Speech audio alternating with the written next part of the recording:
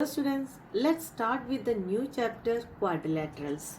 You have studied many properties of a triangle in chapter 6 and 7 and you know that on joining three non-collinear points in pairs, the figure so obtained is a triangle. Now let's mark 4 points and see what we obtain on joining them in pairs in some order. Here 4 collinear points are there. Let's join them. You will get a line segment. If 3 out of 4 points are collinear, what figure we will get? Let's see.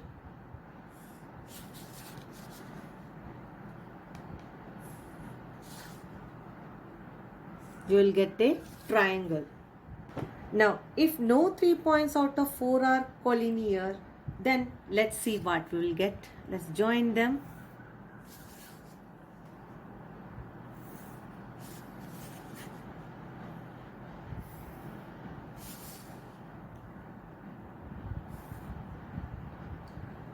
Here we obtain a closed figure with 4 sides. Such a figure formed by joining 4 points in an order is called a quadrilateral. A quadrilateral has 4 sides, 4 angles and 4 vertices. If we label this quadrilateral ABCD, then AB, BC, CD and AD are 4 sides. 4 angles, angle A, angle B, angle C and angle D, and 4 vertices A, B, C and D. If we join these opposite vertices, we will get 2 diagonals of the quadrilaterals. So AC and BD are the diagonal of this quadrilateral ABCD. Let's now recall the angle sum property of a quadrilateral. The sum of the angles of a quadrilateral is 360 degree. This can be verified by drawing a diagonal and dividing the triangle into 2 triangles. Quadrilateral into 2 triangles. Let ABCD be a quadrilateral and AC be the diagonal. Now what is the sum of angles of triangle ADC?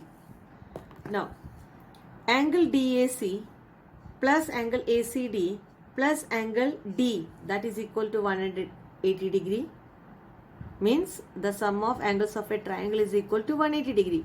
Similarly in triangle ABC, CAB, angle CAB, angle ACB and angle B is equal to 180. Now adding equation 1 and 2 we get angle DAC plus angle ACD plus angle D plus angle CAB plus angle ACB plus angle B is equal to, in RHS 180 plus 180 is equal to 360 degree. But you know angle DAC plus angle CAB, these two angles form angle A. So in place of that we can put angle A. Similarly angle ACD plus angle ACB, ACD plus angle ACB, these two angles we can replace them as angle C. So put these in equation in here, angle A plus angle B plus angle C plus angle D is equal to 360 degree. That is, the sum of the angles of a quadrilateral is 360 degree. Now let's learn about type of quadrilateral. Now see this figure, quadrilateral ABCD. Here one pair of opposite sides of quadrilateral are parallel, that is AB parallel to DC.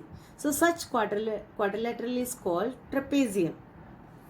Now in quadrilateral RSTU, both pairs of opposite sides are parallel, that is RS parallel to UT and ST parallel to RU. So such quadrilaterals are called parallelograms. Here the figure 2, 3, 4, 5 are parallelograms. In parallelogram DFGH, all sides are equal. Then it is called a rhombus. In this parallelogram MNOP, here one angle is 90 degree. Then this parallelogram is called rectangle. Now in this parallelogram PQRS, one angle P is equal to 90 degree and all sides are equal, and such parallelogram are called squares. In quadrilateral ABCD, here AB is equal to AD and BC is equal to CD. Two pairs of adjacent sides are equal. It is not a parallelogram, it is called a kite. Now let's study about properties of a parallelogram. Let's perform an activity. Cut out a parallelogram from a sheet of paper and cut it along a diagonal. Here you obtain two triangles. What can you say about these triangles? Place one triangle over the other. It overlaps the other exactly. So these two triangles are congruent. Now let's prove this result. Prove that a diagonal of a parallelogram divides it into two congruent triangles.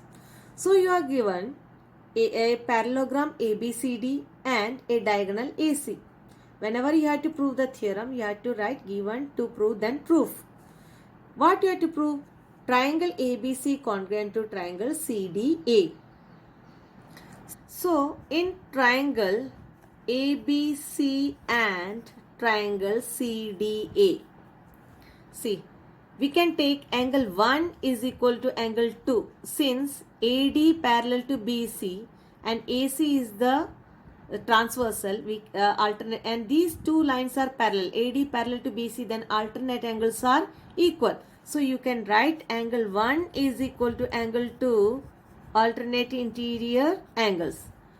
AC and CA common side of these two triangles. So we can write AC is equal to CA common. Now angle 3 is equal to angle 4. Since AB parallel to DC and AC is the transversal, then angle 3 is equal to angle 4 by alternate interior angles. So angle 3 is equal to angle 4 alternate interior angles. Therefore, triangle ABC congruent to triangle CDA by angle side angle rule. Now this is your homework for today. Do theorem 8.1 and do exercise 8.1 first question, and that's all for today. Thank you.